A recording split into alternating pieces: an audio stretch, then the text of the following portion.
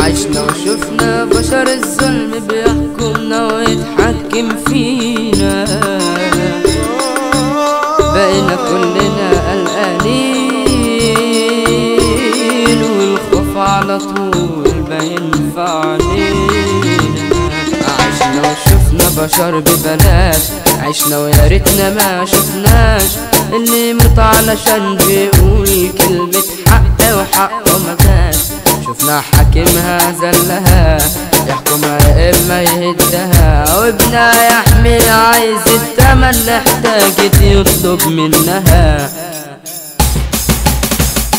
شفنا الدم كتير بيغرق كل مكان، الحاجة بتغلى وارخص حاجة للإنسان، الموت خلاص بقى حاجة عادية، اللي يموت عادي ملوش دية، القتل هو اللي عايش والطيبين عشنا وشفنا بلدنا غابة مفيش مكان فعل الغلابة، القوي بياكل الضعيف والكل على بعضه بيتغابى، كلنا ماشيين ومعانا سلاح منقولش خلاص منقولش سماح.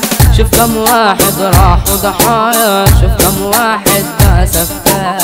عشنا وشفنا زمن الفتنة متقسمين وفي قلب بيتنا بنختلف على كل حاجة ومش عجبانا خالص عشتنا.